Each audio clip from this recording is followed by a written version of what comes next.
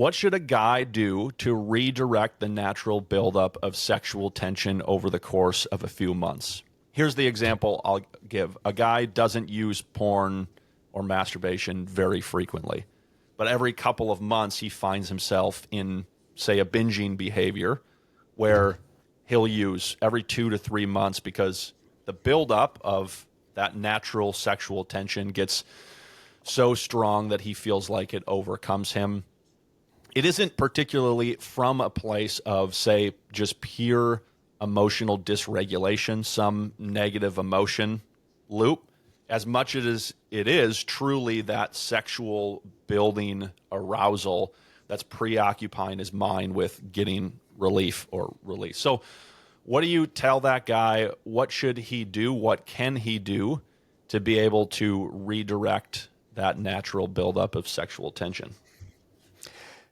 Yeah, and there is this question, like, is there sexual energy versus just overall general energy and drive within a human person? I would say in one sense, yes, absolutely. There's like definitely a biological buildup, right?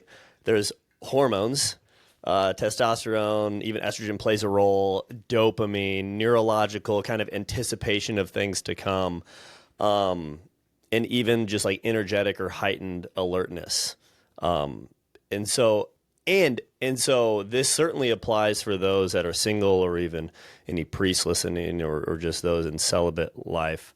But it can also apply and will apply to us that are married as well. Recently, I've had to navigate this because for various reasons, Teresa and I haven't been able to, get pregnant. We had to go for about 8 weeks without having sex because, long story short, without going into details, if we got pregnant, the baby wouldn't survive. We'll just leave it at that. And so I certainly experienced this. And so I would say that there are certainly going to be times where there's this energetic buildup. Let's call it sexual tension. I do think, and I'd be interested in your thoughts on this, Joe. I do think there's like a psychological and interpretive layer, meaning like what makes it sexual tension versus or energy, let's say, versus just tension or energy, I think can be how we interpret it.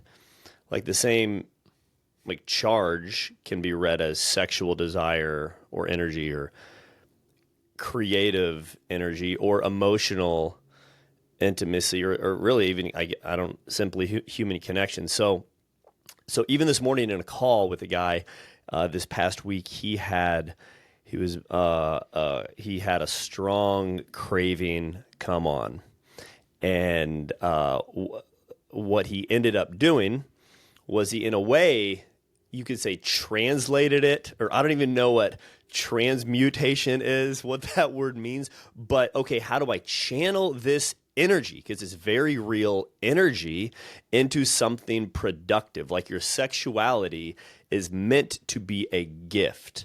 That's just objectively how God created it.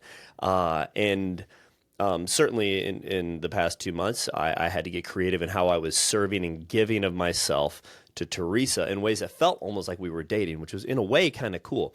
But this guy, what he did, he channeled it into the creation of something. And he ended up, his creative energy, he created a budget.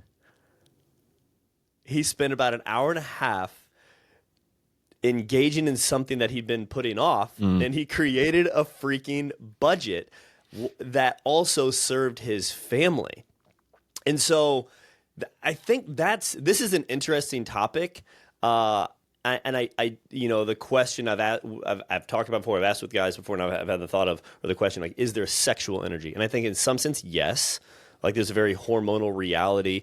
And then just like how we've kind of, the neural pathways that are formed, and we attach certain feelings to sexual output and energy. And there's something, I think, objective to that on a biological level. And then I think there's also a psychological, interpretive level that we're like, one of the ways we know how to release this energy is through some sort of sexual act that oftentimes can be, certainly ideally it's channeled in a gift way, but oftentimes if it can be channeled in a way where it's not creative, it's more taking.